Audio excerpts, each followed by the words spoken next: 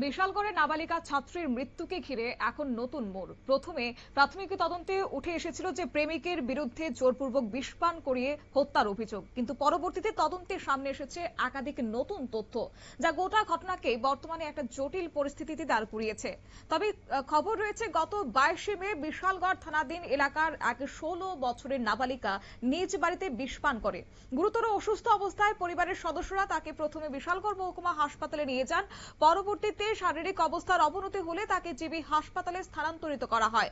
সেখানেই চিকিৎসাধীন অবস্থায় মৃত্যু হয়েছে এই নাবালিকার। মৃত্যুর পর ছাত্রীর মা অভিযোগ করেছেন তার মেয়েকে প্রেমিক সামির উদ্দিন জোর করে বিষপান করিয়েছে।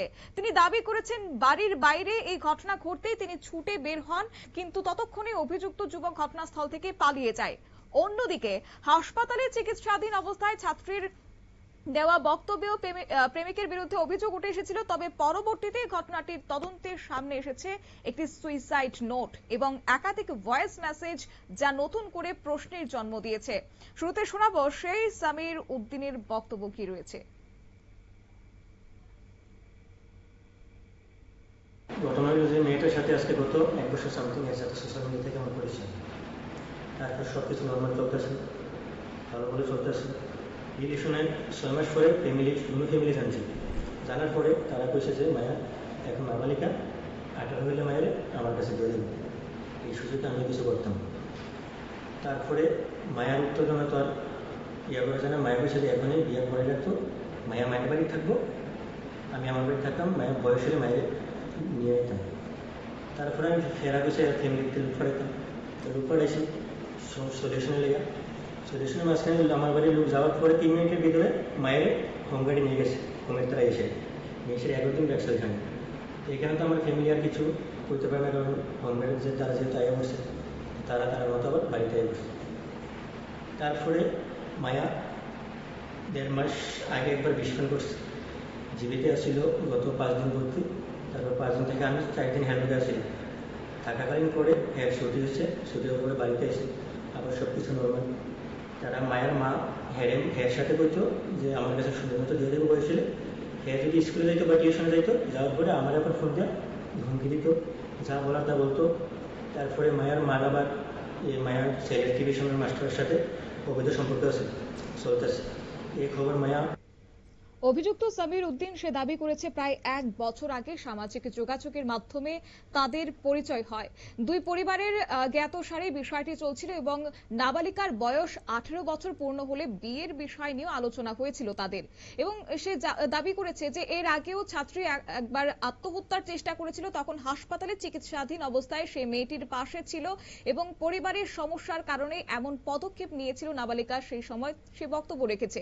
কিন্তু সুইসাইড নোটে নাবালিকা নিজের মৃত্যুর জন্য তার মাকেই দায়ী করেছে বলে দাবি করা হচ্ছে।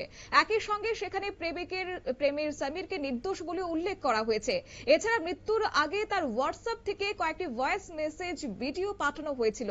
অন্যদিকে স্থানীয় একাংশের দাবি হচ্ছে যে দীর্ঘদিন ধরে পারিবারিক অশান্তি চলছিল। তাদের অভিযোগ মা এবং মেয়ের মধ্যে বিভিন্ন বিষয় নিয়ে বিরোধ ছিল এবং সেই কারণেই নাবালিকা মানসিকভাবে চাপে ছিল। যদিও এই সব অভিযোগের সত্যতা এখনো পর্যন্ত আনুষ্ঠানিকভাবে কিন্তু যাচাই করা হয়নি। তবে এবার শুনুন সেই মৃতার মার বক্তব্য।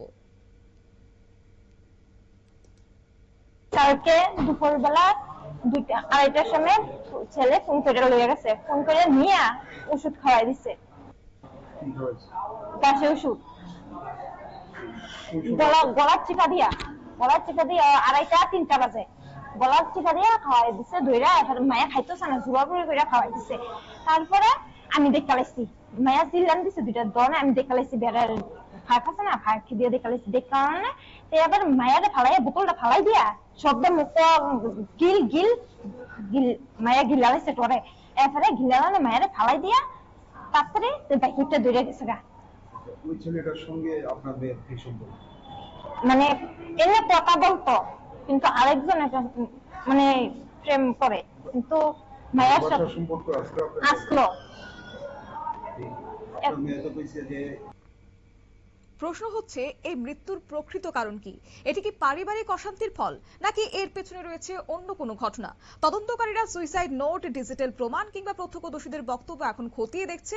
অন্যদিকে ঘটনার সঠিক সত্য উদ্ঘাটনে নিরপেক্ষ এবং প্রকৃত তদন্তের দাবি করছে বিভিন্ন মহল। এখন দেখা যাক আগামী দিনে সবকিছু যাচাই বাছাই করে কি উঠে আসে তদন্তের নিরিখে। নিয়ে নিচ্ছি ছোট্ট একটি বিজ্ঞাপন বিরতি, সঙ্গে থাকুন।